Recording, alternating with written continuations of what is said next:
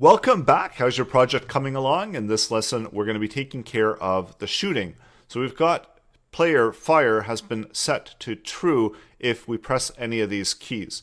And then within the update, we can check to see if that player fire is true. And if it is, then we can take an action accordingly to that. So setting that up, and we can look to check to see if player fire is true. And if it is, that means that we have to move our projectile. And there's a few other things that we still need to do as well in addition, and that's actually set up the firing object. So we need to unhide, remove the class of hide from it. We need to set the player fire as well, and also the position of where it's starting. So creating a function in order to handle that, we can call that add shoot. And then this is the function that's actually going to get invoked whenever the player presses any of these keys. So we can keep that in here where we do add shoot and also remove out that player fire. So we're going to have this happen one time.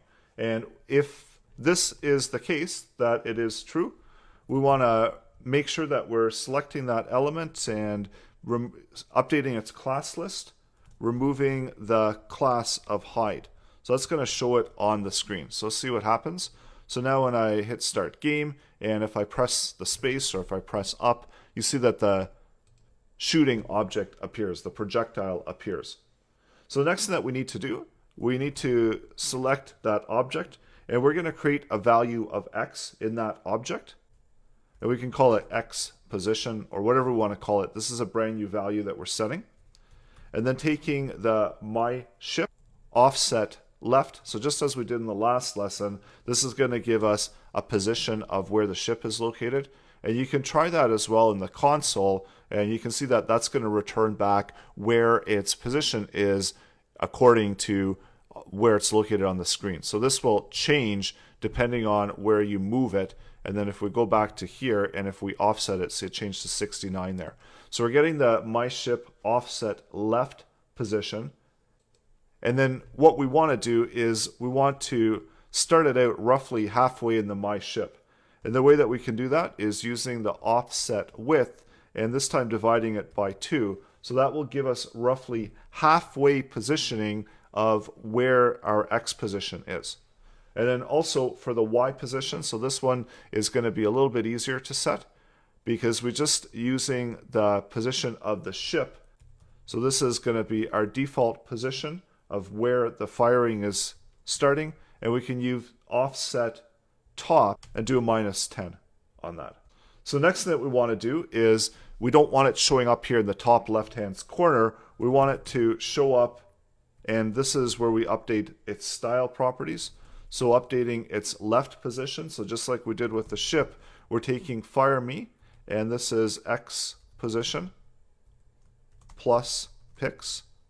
And this one should be the y position. And to adjust the vertical, we're going to use top and y position. So let's see what happens. So hit start, and now this is the starting position of where it's going to place it. And as you see, when I move it, if I hit spacebar, then it places it there on top of my ship. So wherever I've moved, that's where the starting position is.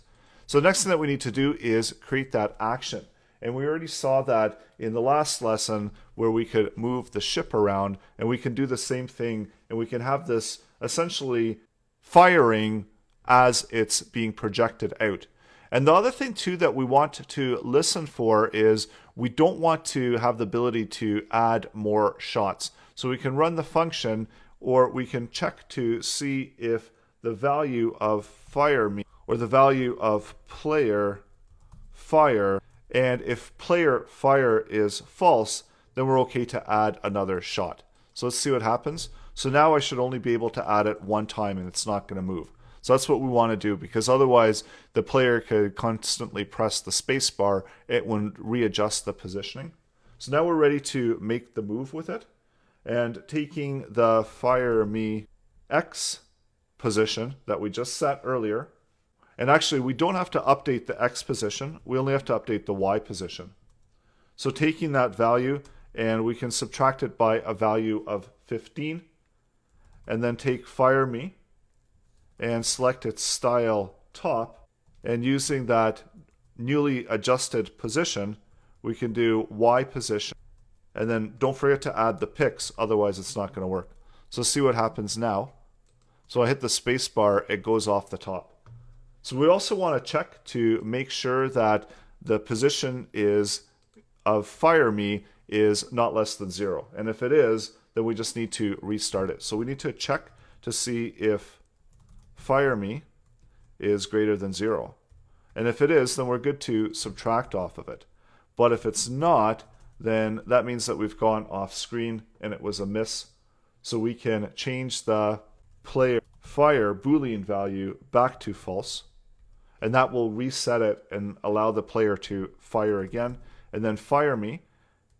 And as we remove the class of hide, let's add in hide. So it's no longer going to be visible on the screen for the player.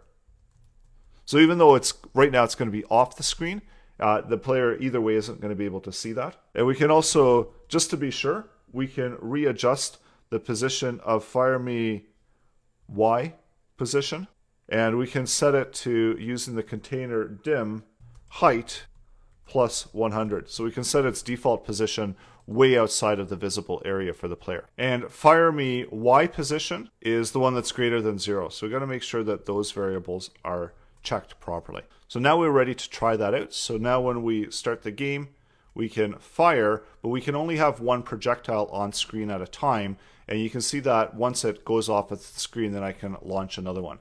So it does look fairly quick, but there's only one on the screen at a time, and it's always the same one. It's that same element that we created. So go ahead and add this into your project, and we're going to be ready to move on to the next step. We're going to clean up the start game and initiate the creation of the aliens, the bad guys. So that's all still to come in the upcoming lesson.